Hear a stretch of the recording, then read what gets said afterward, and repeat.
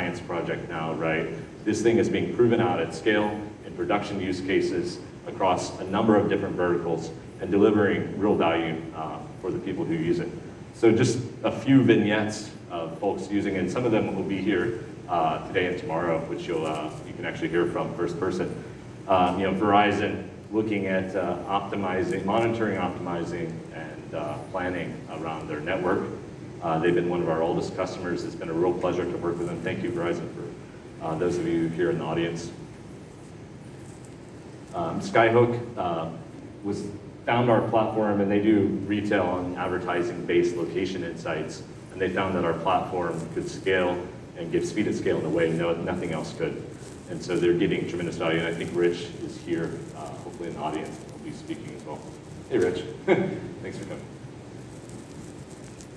And then finally, really excited about Charter, and I don't want to steal their thunder because you'll hear from them in just a bit. But Charter, we've been working closely with them, and they've been using us to reduce network offloading and getting some pretty significant ROI by doing that, by optimizing where they put Wi-Fi hotspots to reduce offloading of the third-party carriers.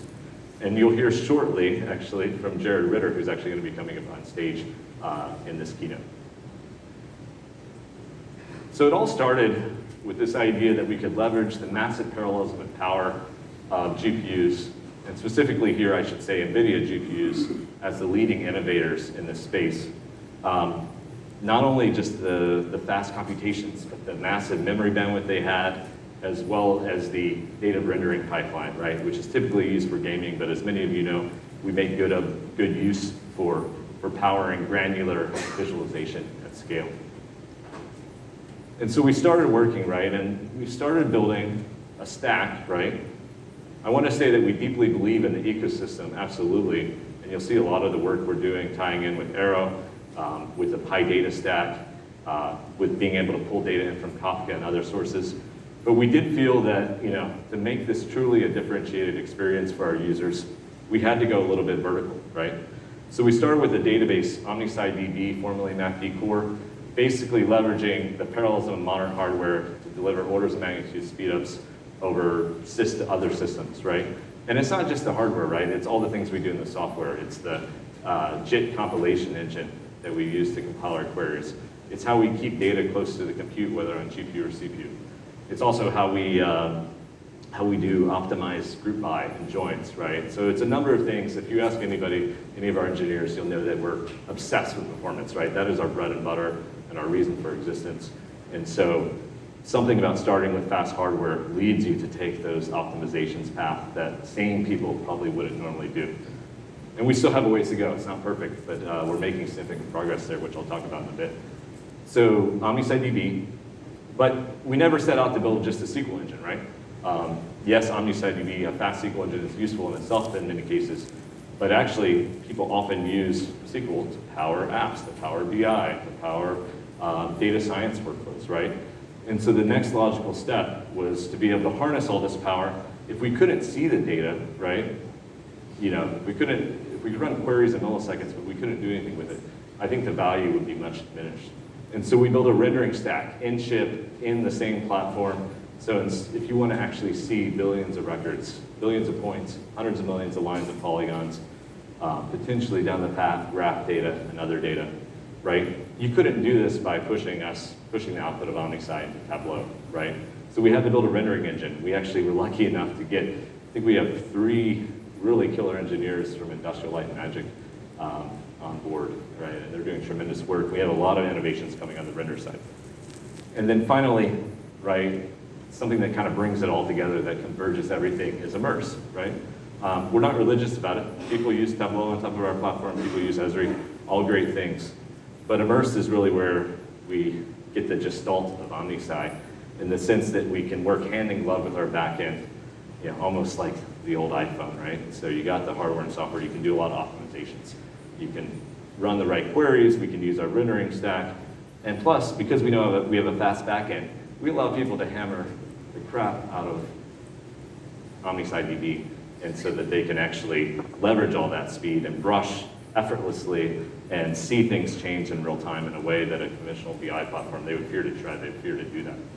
And so it's been a lot of work, right? I mean, hats off to our amazing engineering team for the years of effort and sweat they put into building all of this, right? And it's really exciting because I think I can say now that the vision, the original vision, is actually really coming together. It's not perfect, there's still gaps, but we're making tremendous progress and we're moving at a pace that I haven't seen before. And so I think for our customers, you're going to see a tremendous amount of innovation, not just here, what we'll announce today, but over the coming year or two, right? The platform is evolving tremendously rapidly. So if you look at it in a nutshell, right, we've kind of focused on these two things right now, right? The fast SQL, right, which can be an end into itself, or pushing up through the end workflows of doing very fast, interactive, immersive, I call it visual analytics and location intelligence, right? And so that's been our focus, and really, I mean, that's a ton to bite off, right? A lot of companies would just choose a database or choose a BI front end. And so we've been very busy focusing on these two things, and we still have a lot to come in this regard. However, there's something left, right? The original vision of OmniSci was not to just build a visualization platform or to build a database. It was to build a new kind of analytics experience. And when I say analytics, I think people talk a lot about analytics versus data science. I mean, maybe some of the analysts in the audience would disagree with me here, and thank you, all of you analysts and press, for coming. I just want to thank you for making the trip. But I think they're actually becoming one and the same thing, right? Analytics and data science are converging. And in fact, that's where we came up with the name for this conference, was that we fundamentally believe that people just want understanding, they want insight, right? Sometimes that means just running SQL queries. Sometimes that means doing visualization, interactive visualization. Sometimes that means doing geospatial workflows. And many times in modern workflows, it also means harnessing the incredible power of modern hardware to actually run these algorithms that find the insights and needles in the haystack that even the best subject matter expert analysts or data scientists couldn't find on their own. And so one of the things we're excited about in our future path is combining these things. And we think it is they're not three distinct things, right? And you see this in the industry. Even the BI platforms are doing augmented analytics, right? But we feel that because we're leveraging the fastest hardware, we've optimized everything, we're in a little bit of a unique position to kind of bring these things together, particularly at scale, right? To be able to take billions of rows and kind of, data scientists loads billions of rows, they're interacting with it, finding the anomalies and correlations, what's the good data, what's the bad data, and then they want to start training and building models, and they can do that on the fly, doing that ELT with our fast SQL into, whether it's external in a thing like Rapids, a platform like Rapids, or internal. They can do the machine learning, they can do the inference to get the data back, and they can actually look at the results to see if the model is sane, right? Nobody just throws their data into an ML kind of pipeline without actually looking and seeing, hey, is this legit or not? Is the machine doing what I think it should be doing? And so with that, it's a segue into something I'm really excited about and the team's worked so hard on, OmniSci 5.0.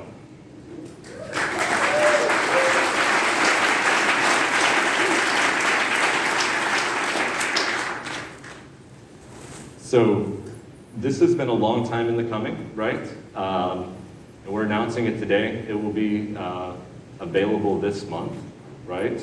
They told me to say by the end of the year, but this month, hopefully, to our customers. All the stuff is here, right? We're just doing final QA, but because there's so much new functionality, right? It's a bigger cycle. But we're really excited because 5.0 is our first. There's many things in the release, right? But in particular, it hits on a few key themes here, which I'll talk about briefly. And I don't want to steal the thunder of, I think we have a product roadmap session from our PMs. But accelerated data science and machine learning, either connections to the ML PyData ecosystem or doing it in situ in the database. Data fusion and enrichment, because if you can't get the data there, people aren't just looking at one data source. The easier it is to actually pull in disparate data sources and get insight from them, whether in an analytics or data science workflow, the more powerful the system is.